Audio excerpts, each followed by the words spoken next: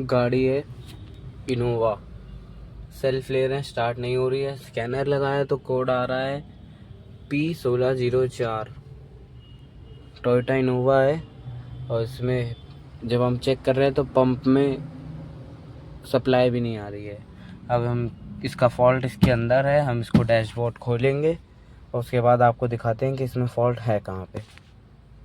ये देखिए, ये इसका ही लगा हुआ है, इससे गाड़ी की स्टार्टिंग की प्रॉब्लम आती है। वो जो कोड आ रहा है वो इसी का है। और आपको दिक्कत कहाँ है ये दिखाते हैं हम। ये देखिए,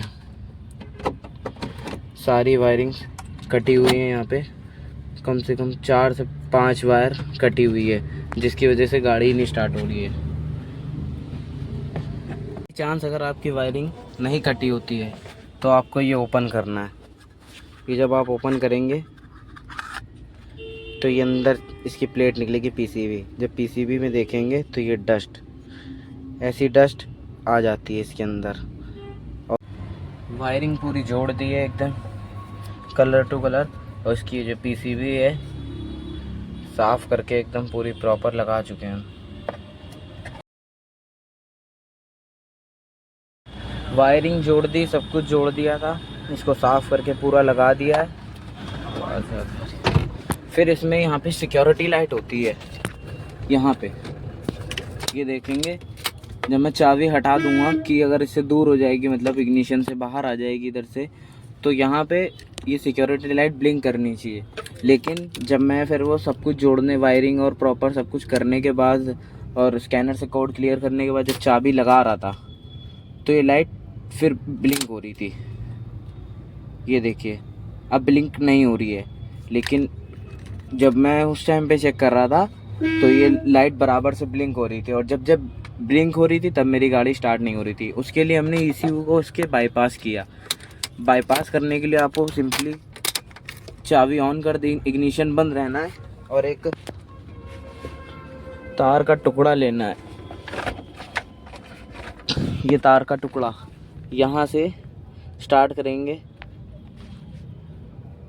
यहाँ से स्टार्ट करेंगे 1 2 3 4, और 4 के एकदम नीचे फिर हल्का सा राइट, मतलब यहाँ से अगर आपने स्टार्ट किया तो 4 और फिर 13।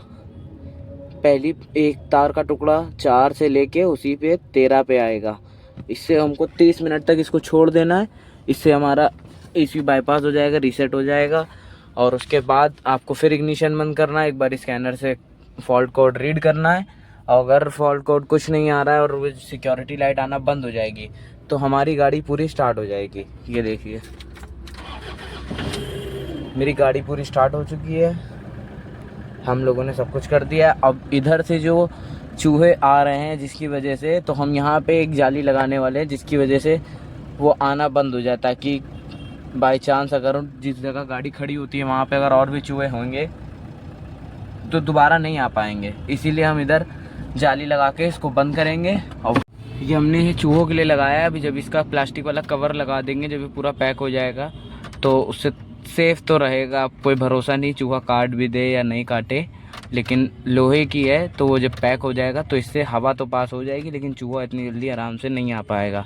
और अगर आपके पास भी यही मॉडल गाड़ी है जिसके अंदर मॉड्यूल अंदर लगा हुआ है, तो अगर आप कभी भी AC की सर्विस कराते हैं तो इसको एक बारी खुलवा के ज़रूर साफ़ करवाएं, ताकि इसके अंदर जो डस्ट है ये सब ख़राब होने से पहले ही, मतलब टाइम टू टाइम अगर इसकी डस्ट साफ़ होती रहेगी तो ठीक रहेगा। क्योंकि जब AC चलता है तो AC कूलिंग बहुत करता है, और कूलिंग करने में इसके अंदर मॉइस्चर आ जाता है और धूल भी आ जाती है, तो उसकी वजह से वो प्लेट के अंदर कॉपर की, PCB के अंदर कॉपर से बना होता है, जिसकी वजह से वो प्लेट गल जाती है और आगे चल के वो दिक्कत देने लगती है। सारी फिटिंग प्रॉपर हो चुकी है, हमने पूरी वायरिंग अंदर जोड़ दी थी और उसका इमोबिलाइज़र पूरा साफ़ कर दिया था।